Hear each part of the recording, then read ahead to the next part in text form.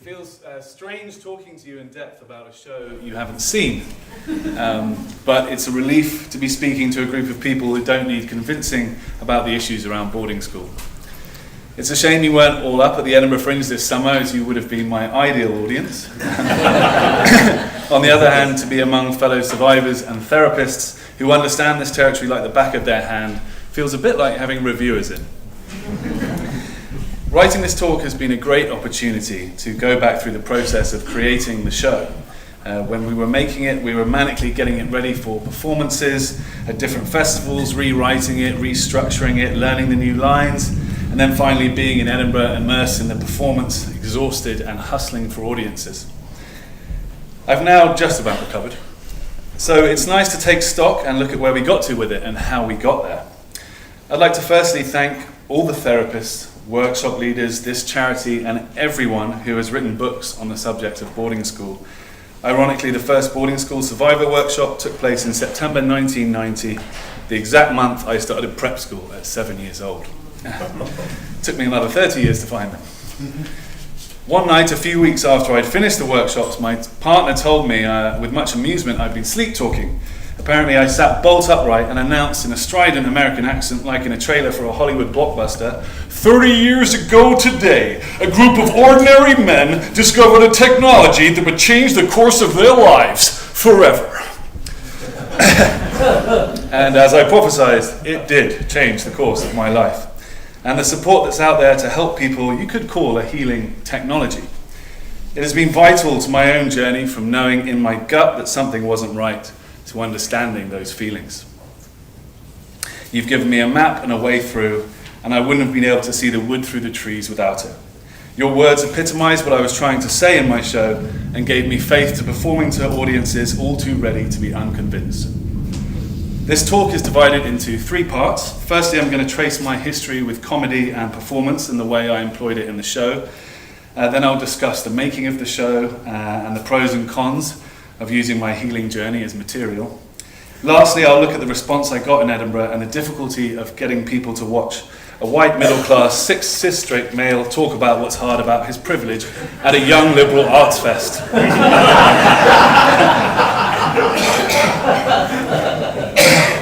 My journey with comedy. I can probably trace my first use of humour to protecting and concealing the vulnerable boy desperately trying to survive at boarding school, as Joy mentioned earlier. In that environment, if I could outwit my peers and stay on top, I could avoid being the butt of the joke. And it was better to be a bully than be bullied. So comedy came from a place of uneasiness, of hypervigilance, using it to recruit or to keep others at bay. I was also good at pretending I wasn't hurt or angry or even happy. Any show of emotion would leave you exposed. This extended to my life at home too. I remember that if my parents took me to see a musical or to go to the cinema for my birthday after finding it overwhelmingly moving, I denied that I'd enjoyed it at all. I also remember the confusion and the shame for both having and hiding those feelings. I listened to a podcast where Nick Duffel says that people who've been to boarding school make good actors and good spies because they're versed in hiding behind such convincing masks. And I agree, I think my acting skills were formed just from being in that environment. I also clearly put in a flawless non-stop performance, for as far as my parents, peers and teachers were concerned, boarding school was working well for me and I loved it. I even convinced myself. First photo. I was cast as Toad in Toad of Toad Hall in the school play when I was 12. I remember finding a lot of freedom playing that role and deciding there and then that I was going to be an actor. What hooked me, I think, was that hit of validation with all the parents watching me, a bit like now actually, all the parents watching me and laughing with me. I felt free and seen and heard. And I felt completely at ease with that attention. Being told I was a star by my dad and that all the other parents had said the same, it was everything I'd ever wanted. Ideally, this is something every child should feel just by virtue of being alive. But hey, I'd found a great way to get the love and attention I needed. And I told Helen Blaney, who I used to do Jim Carrey impressions to in choir practice, that I'd be a Hollywood movie star one day. Hasn't quite happened like that. Although training at a reputable drama school, I've mainly played dads in ad dads, in lots of TV commercials. So if you're recognizing me, it's probably some subliminal product messaging system in there. I'm your go-to, affable, trustworthy dad. I've had countless children who I meet on set for the first time and have to introduce myself. Hello, I'm your daddy. Just like a boarding school parent.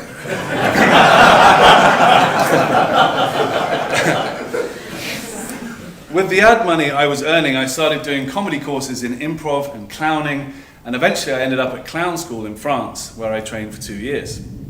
Clowning is a form of comedy where the performer, rather than being knowing, clever, and pointing the finger, instead points it squarely at himself. They are the butt of every joke, the idiot, fallible, naive, and with a childlike innocence. A comedy of failure. It's a painful process finding your clown, to get past all that conditioning and be open enough to let people see the idiot inside. I hope you're not seeing that now. But there's something healing when the things you thought were shameful or ridiculous, or the hidden parts of you get laughs from the audience. You want to see, you want to show, you have to want these laughs, of course, and not cover up how much you desire them. So for an ex-boarder, it's kind of the ultimate challenge to the mask. In the moments I found my clown, and it was momentary, the little boy who'd always wanted to be seen was present. Toward the end of my training in France, I started doing bits of character comedy at cabaret nights in Paris, and when I got back to the UK, in Brighton, Bristol, and London. It was from doing bits as a character called Uncle Fudgy that the idea of writing a full show came. He seemed to fit the bill perfectly as a vehicle through which to explore my journey around boarding school. The writing process. Writing a show about my own life that I would perform myself was a big deal for me. I'd never written anything before. I was out of my comfort zone, and I found it very difficult to have patience with the process. Up to this point, I'd just been an actor, and the actor in me just wanted to get his teeth into something as soon as possible. I've also recently been diagnosed with ADHD, something I didn't know at the time, so slow, incremental, unfamiliar work is anathema to me. ADHD means I also have a child's sense of time, so although I had time, I'd panic like it had run out, or I'd put writing off completely as it was ages away. It was the same with this talk, which I only finished yesterday.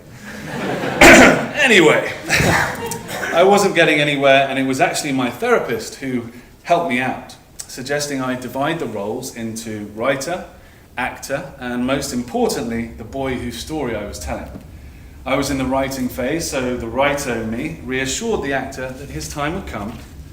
I got one of those phone cages to lock away my phone and went to the library to write most days over the next 3 months. I also reassured the little boy inside that I was honouring his story and that I wouldn't neglect him in the process. He was all too aware of the risk I was taking, partly still bound by the boarding school double bind of not feeling like he had the right to say anything. Plus, this was boring grown-up stuff that didn't concern him. There'd have to be a bargain here if the writer was going to subject him to periods of intense questioning and juice his story for all it was worth. So I had to ask little Tom's permission, express gratitude for what he was giving me, and in exchange, promise I'd do some fun stuff with him when we were through. It's not easy showing up and reparenting my inner child when I didn't have that myself, but it was the promise I'd made at the end of the workshop, to take him by the hand and remind him that he was no longer at school and that I'd listen to him from now on. The stuff that we delved into in the workshops provided a lot of the initial material for the show. The improvisations we did of our parents helped me to expand on them as characters, and I played them both during the show, at one point interchangeably with a blonde wig on my hand as my mum. Another part that featured was the journey to that first night at school, building on the visualization exercise we did. I found it much easier to draw creative inspiration from the moments I'd explored in the workshops and in therapy. Other areas, not quite as processed, were trickier to draw from, and it showed in my writing, which came out tropey and a bit lackluster. In those moments, my partner Lara would come to the rescue, coming up with cracking lines that got straight to the heart of what I was trying to say. Being on the outside looking in, rather than consumed by it like I was, she was able to both reorient me with my truth and keep it light and creative. Combined with her understanding and empathy with what I struggled with, she was the ideal person to help when I was blocked. Looking back, I just hadn't made good enough contact with the truth to then have the necessary distance from it in order to fulfill its creative potential. It was therapeutic working through my past in this way. And as the process went on, there were always new layers. Painful memories would come up in rehearsal, take me by surprise and bring me to tears.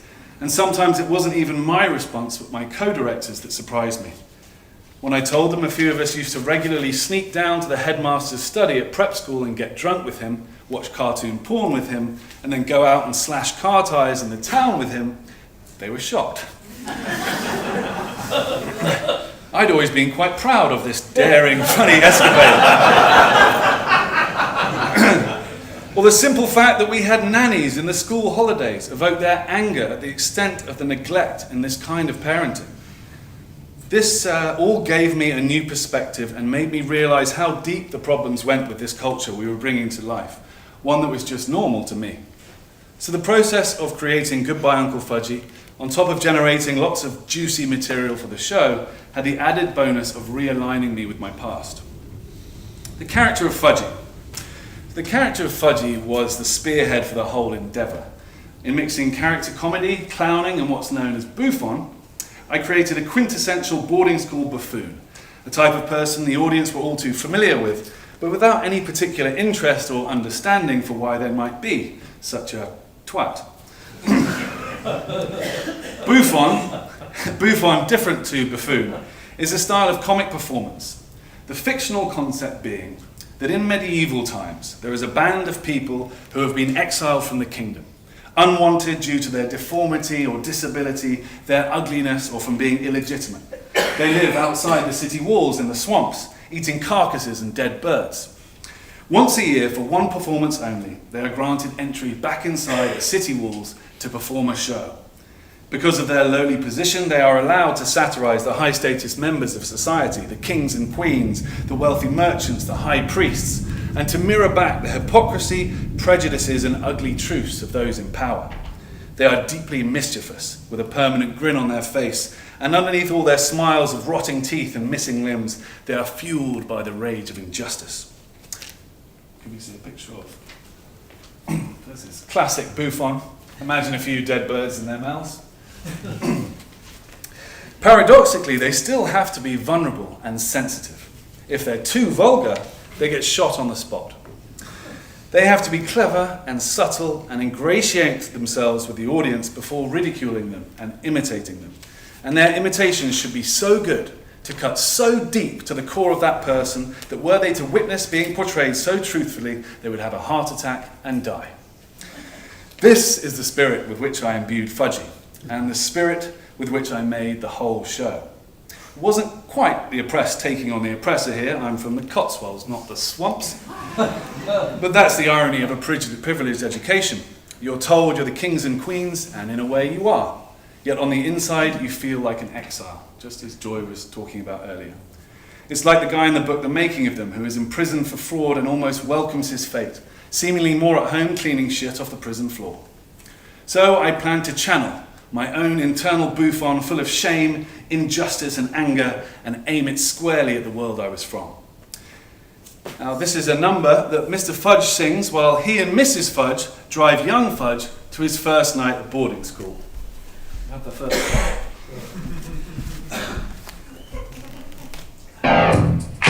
There we go.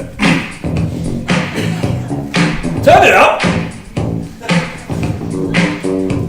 There's nothing wrong with making money. I'm clever and charming and driven and funny. Upgrade, climb, elevate, rise. My personality deserves a prize. For most lower class, it's a black ball snub. And if you've got the cash, you can join the club. Tennis, sailing, driving a Porsche. Things my friends could never afford. From a tennis and Carlisle to a mansion in the Shire. I think you'll agree I've gone a little higher. Finally, the right to belong. A place at the table. King fucking Kong. Goodbye, Quaker congregations. Hello, dinner invitations. Fine wine and bonhomie, no more lectures on morality. They say that children should be seen, never heard. If they also disappear, I won't say a word. It's not free, there's a price to pay. My boy's education will pave the way. Children should enhance your life, like a car or a party or a trophy wife. Investing in their education is the keys to the castle, just by association. Boarding school is just a tool. I said a boarding school is just a tool. My boy's going to boarding school. Our boy's going to boarding school. A boarding school is just a tool. I said a boarding school is just a tool. My boy's going to boarding school. My boy's going to boarding school. Thank you.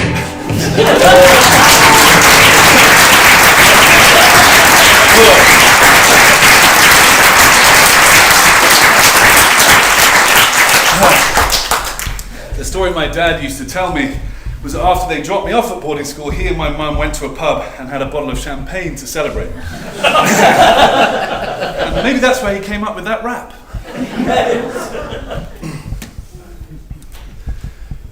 Similarly, through the character of Fudgy, I was taking aim at patriarchal, toxic, entitled public schoolboys, shamefully someone not so far from myself at one point. His character is full of flaws that he's not aware of, as is typical of comedy characters, which has the effect of getting the audience on side as we jointly point the finger at this guy. But there was a line over which Fudgy's flaws became a little more unsettling, especially as I broke the fourth wall and interacted with the audience as Fudgy.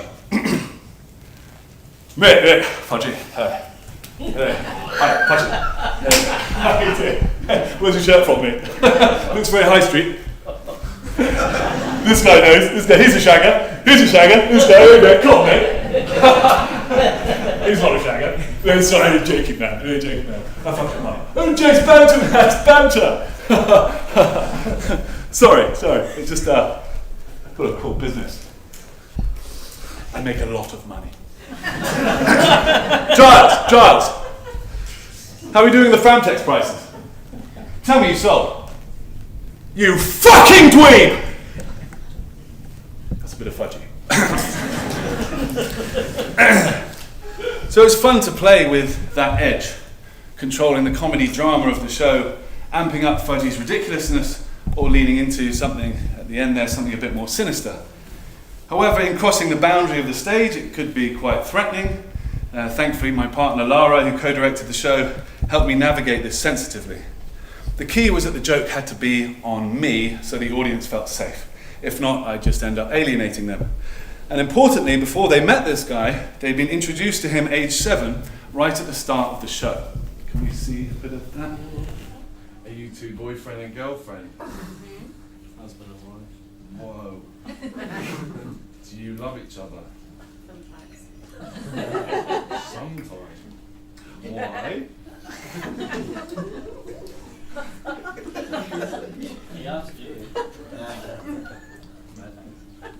Come on, guys. Why? Because we do. Why? Rubbish answer. Well, sometimes she annoys me, so. Okay, why does she annoy you? Why does she annoy you? Ooh, the things she says. Why? Does he annoy you sometimes? Never. Oh! Lies. Okay, I want to talk about love. Why do you love him? Very handsome. Did you think she's pretty? Who else? Boyfriend and girlfriend? You boyfriend? Huh? Friends? Friends. Do you love each other? We do. Why? Oh. And we'll leave each other out. Finish each other's sentence. Like? Oh, you don't finish mine. Oh. Maybe go finish. Your sentence? Yeah! Come on, someone has to sit here. It's like the best place. Come on. Yeah. You at the back, come on. You two, someone sit here. It's the best place. You, come on, have to go. Here, hold my hand. Hold my hand. Come on. And we'll go sit over here. Yeah. You want to come as well? You've done very well. You're very brave. No one likes sitting there. No, don't worry. It's fine. Do you like Super Ted? You do? You know Super Ted's Botty? Yeah. Oh, do you know Marshall Bravestar? Captain Planet? Yeah. Uh, Hero. He's a hero taking pollution down to sentences. Do you want to watch it, pretend? Sure. Oh, you wait.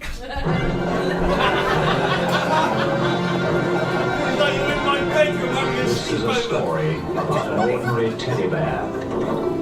When he was made, they found something wrong with him and threw him away like a piece of rubbish into an old dark storeroom. Then, from outer space, a spotty man brought him to life with his cosmic dust. He took him to a magic cloud where Mother Nature gave him special powers. That bear became Super Ted.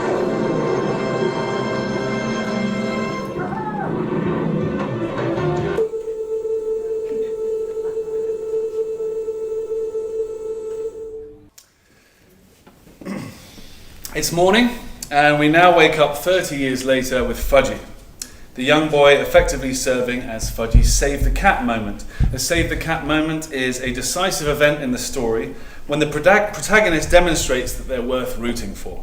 So however bad Fudgy behaved, the audience knew somewhere in there was a 7-year-old boy that we would be revisiting. The jarring juxtaposition of the innocent boy pre-boarding school and the loathsome man he becomes afterwards also creates cognitive dissonance, which sets up the premise of the play. How can this man and this boy be the same person? What happened to him to get like that? Can this guy be saved? Having been through this journey myself, I could answer this. The hero's journey. The first hour-long incarnation of the show premiered at Brighton Fringe in May. In this version, the voice of the therapist, Daryl, was a prominent role who featured as a stream of messages on Fudgy's answer phone. Every time Fudgy would try and delete them, "You can't delete me, Fudgy." His character functioned in a Big Brother is watching you way, gently calling Fudgy's actions into question and encouraging him to connect to his feelings. I put it to Daryl whether I could record our therapy sessions and have bits peppered through the show. He felt it would be better if I played him myself. So I got to do my best Huddersfield accent, as you've just seen. In the Brighton show, we didn't really have a narrative. It ran more as a mix of comic set pieces, visiting fragments of Fudgy's past and present in a random, non-linear fashion. We invited a director called Tyrrell Jones, who was based in Leeds, to come and watch the show to see if we might collaborate. He'd made a successful fringe show called Bin Laden, the one-man show, and with Osama bin Laden portrayed by a young white man who would tell the audience his side of the story and seek to radicalize them. So he was someone who didn't mind being provocative, which I thought could be an asset in tackling the almost taboo subject of boarding school and the trauma of privilege. After Brighton, he came on board, co-directing with my partner Lara, and rehearsals took place back and forth between Leeds and Edinburgh, where I live now. In the first week, he introduced us to the hero's journey, a story structure popularised by Joseph Campbell, who was influenced by Carl Jung. It can be summarised as: a hero ventures forth from the world of common day into a region of supernatural wonder. Fabulous forces are there encountered, and a decisive victory is won. The hero comes back from this mysterious adventure with the power to bestow boons on his fellow man. All the central stories in the major religions follow this structure, as well as Greek myths and other tales from folklore. It's also found in most Disney movies and Hollywood blockbusters. Maybe that's what my sleep talking was trying to tell me. So we used this to restructure the whole play. We literally cut the script up and fitted the different bits into each stage, and any gaps or missing pieces meant I had to write new scenes. There was something very satisfying in seeing the makings of a proper story, and it strangely helped bring it closer to the truth. And I was more than happy to step into the role of hero. There are also two separate heroes' journeys running simultaneously to each other, which meet at the end of the piece. So we have young Fudgy's story, before he becomes Fudgy, going off to boarding school to be changed forever, and Fudgy's story, his midlife crisis followed by a journey down the rabbit hole to find his true self. They both were informed by each other and interlaced, with parts of each storyline working as different episodes in the plot. And we had Fudgy's tuck box, I used my actual one in the show, that hauntingly pulled Fudgy into his past, serving as a time portal to switch between the two storylines. There is a stage in the hero's journey called Atonement with the Father. Now, I'd always had a niggling problem with my dad's stance that we did what we thought was best. Whenever I asked him about his decision to send me to boarding school, I just knew there was more to it than that. If I could just put him in a corner somehow and get him to admit the truth. So, I wrote a scene where I could properly stick it to him. This started as a full tribunal with lawyers on each side, a judge, where the theory around boarding school trauma was intellectually debated in order to prove my dad's negligence. But it was too convoluted and overwritten, and it didn't quite achieve the thing I wanted. What I ended up with, however, was the boarding school survivor's wet dream of righting the wrong of being sent away. It went a little something like this.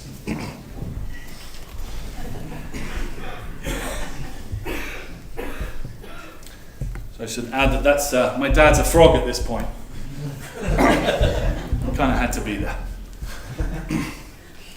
Have the next music. Oh.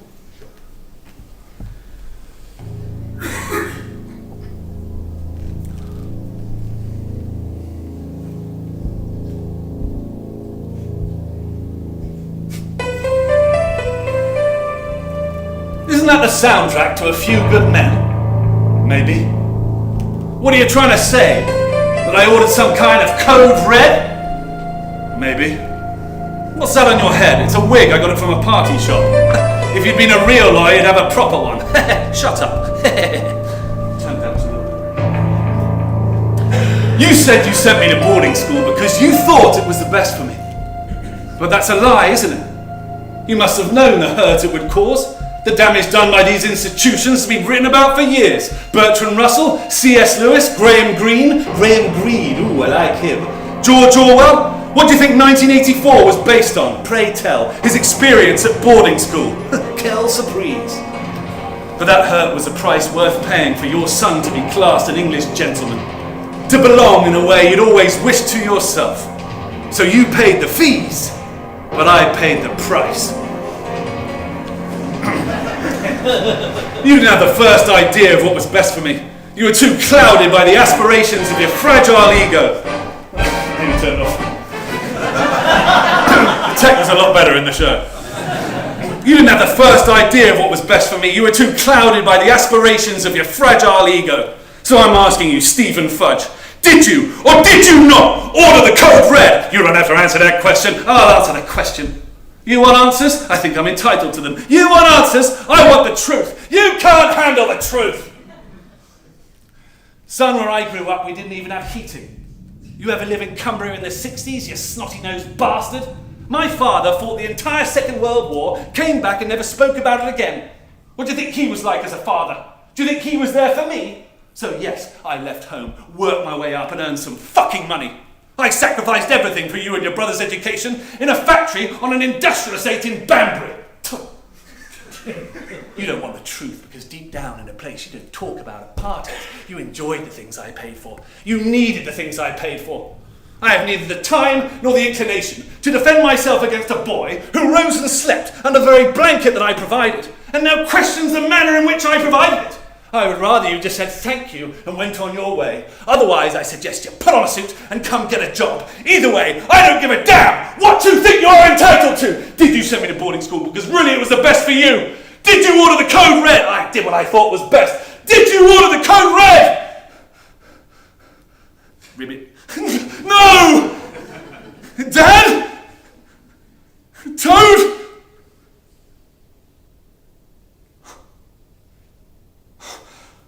What am I doing? I'm speaking to an imaginary Jack Nicholson frog puppet. I've had too many chalky drops.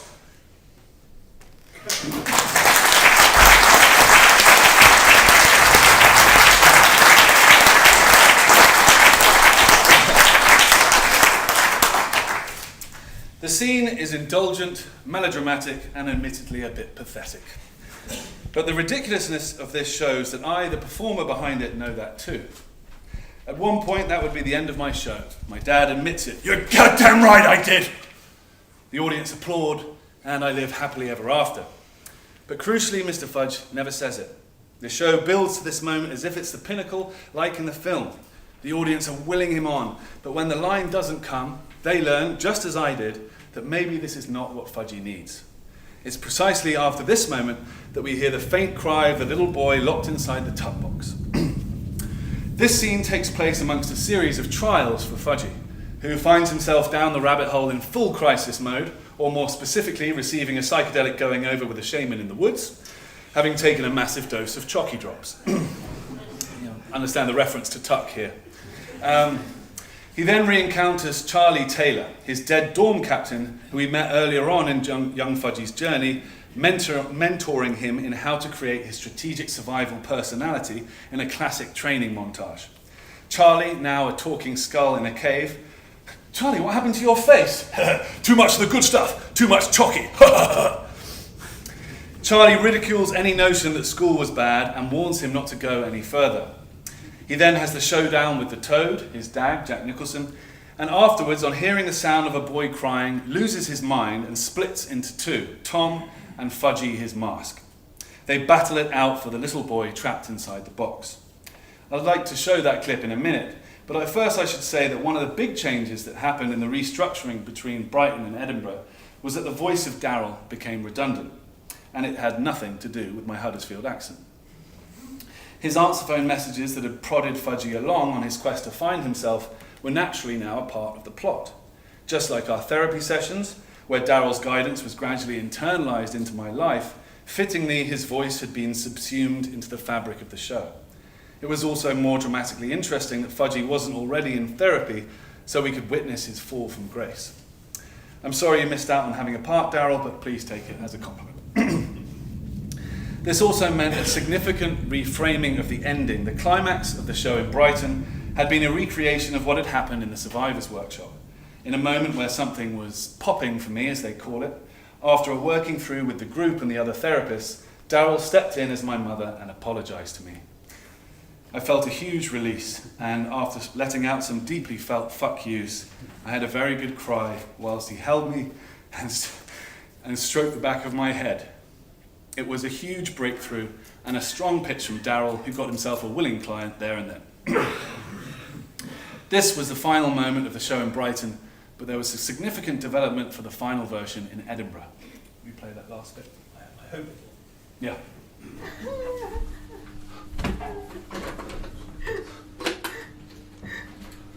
I wouldn't do that if I was you. Who said so? Me. Who are you? I'm you. Then who am I? You're me. No, I'm me. You're Fudgy. Then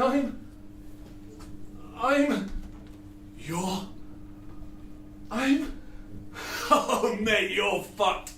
Are you having a bad trip? I don't know who I am anymore. I'm warning you, it's dangerous in there. There's nothing but pain. You don't remember, do you? All those nights away from home, abandoned, alone. You just lost everything you ever knew. You had no one, nothing, until you created me. Who got you all those girls? Who won all those games? Who got you invited to the parties and into the first 11? Who got you your job and made you a success? There's got to be more to life than that. You wouldn't dare take a risk like that. It's less of a risk than staying like this. What's the plan, huh? Buy a motorbike, start going to festivals and get a 23-year-old girlfriend to co-direct your fringe show? How'd you know? I just don't want to end up like Penny. Oh, get a grip. What are you complaining about anyway? Do you know how lucky you are? Look, I'm here for you, buddy. Let's go do something fun. Let's go to Vegas. That's not me. You're not me. You're just a mask. I'm more than just a mask. I know what you truly desire. What you need. I know you better than you know yourself. No, you don't. You never have. All you did was help me survive. I want something else now. Time's up. Oh, you ungrateful little shit. Ah! I saved you, and this is what I get. You're not me. This is me. This is me. This is me. This is me. I can't wait to tell the boys about this. Ah!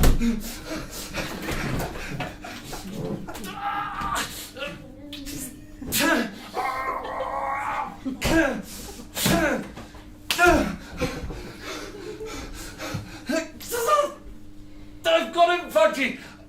I know what to do. Well, I don't, but I'll figure it out. I promise. From now on, I'm listening. I'm listening now. Thank you for getting me this far. But I'm afraid it's goodbye, Uncle Fudgy. Goodbye. And fuck off.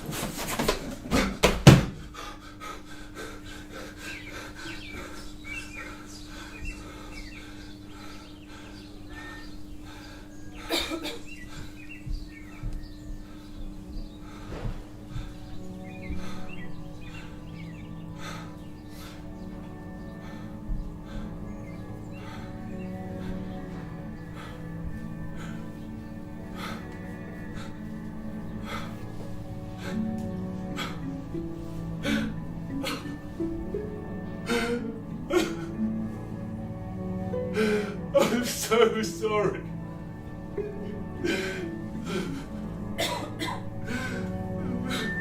I'm so sorry. I'm so sorry.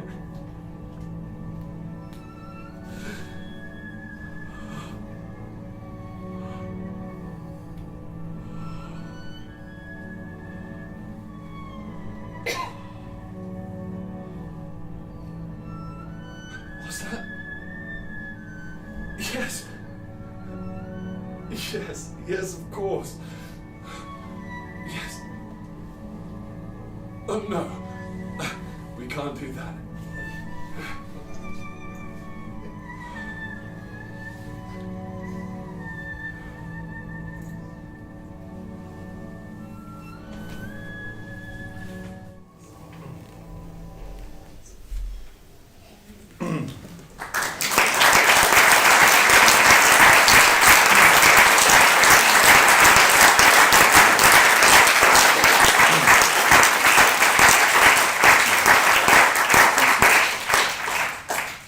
As trauma experts say, trauma isn't the event itself, but our response to it. I developed the strategic survival personality myself in response to the traumatic event of being abandoned. Obviously, it wasn't my fault. But this ending showed that now it was up to me to care for the wounded boy inside. That if I want to heal, ultimately it's in my hands. Unless I'd had that moment in the workshop, however, I couldn't conceive of a thing like that, and I am forever grateful to it. Performing the run. Unlike other shows that had been marketed for months, with social media campaigns and pieces in the papers commissioned already, we came in completely cold to the festival, armed with just our flyers, posters, and a giant Corex sign strapped to my back. We'd put all our efforts into making the show as good as it could be, and I'd only got round to posting about it on social media the week before. I was still fearful to mention boarding school. We flyed every day for a couple of hours before each show. My partner, on top of co-directing the show, and was incredibly helpful in helping me flyer too. I recruited another flyer who'd seen the show twice and loved it, so she was on board. Competing against countless other shows, we really had to work hard to get people in. And it can be brutal flyering and emotionally draining, but it's standard fare for the fringe. Also, a white man talking about his suffering at the hands of privilege and wealth wasn't number one on people's list. Pathetic comedy about privilege, a dark clown show about boarding school. Come and find out what turns nice boys into monstrous men. Some people were willing to give it a go, and some abhorred the idea. Due to the subject matter, we all ended up having some big chats with people about it, sometimes veering towards politics and sometimes to the personal. Oh, that's Mum! Or pointing to a friend. He went to boarding school? Or knowing laughter between a husband and wife, obviously a point of reference in their relationship. One freaky moment was flying one of my teachers from prep school, Mr. Alt. He taught me, but he hadn't taught me, but I recognised him. He'd only been there for a year, and interestingly said he didn't like the school because of the survival of the fittest ethos, even for teachers. It was interesting, as I'd never seen the school as an especially tough place, probably because I managed to fit in. But as I had this training montage in the show where young Fudge earns his strategic survival personality, his SSP, to become Fudgy, this was great to hear. And he ended up coming to see the show. We got off to a slow start in the run. The first few shows we had a tentative audience of about 10 or 15 people in which I hadn't quite found my feet. Also, we had a complicated tech, as you've seen, that took a few performances to get right. We had put so much work into this show, but there was no guarantee how it would be received or if there'd be anyone to receive it. My directors had more faith in it than I, thankfully. But then we got our first audience review and it was a stunner, and they kept on coming. People with no preconceived idea or understanding or interest in boarding school all had wholeheartedly engaged with the piece, leaving lengthy responses, and it was the most validating thing we could have asked for. I don't know of any other show where people felt so compelled to share their experience with others. We then got an official 4-star review in an online publication and got selected for Mervyn Stutter's Pick of the Fringe, a long-running institution of the festival that selects their favourite 133 shows out of 3,000. Word of mouth was getting round too, and audiences kept growing. We ended with a flourish, selling out on the last night with a standing ovation and winning the Spirit of the Fringe Award given to the top 7 shows out of the 133 nominated.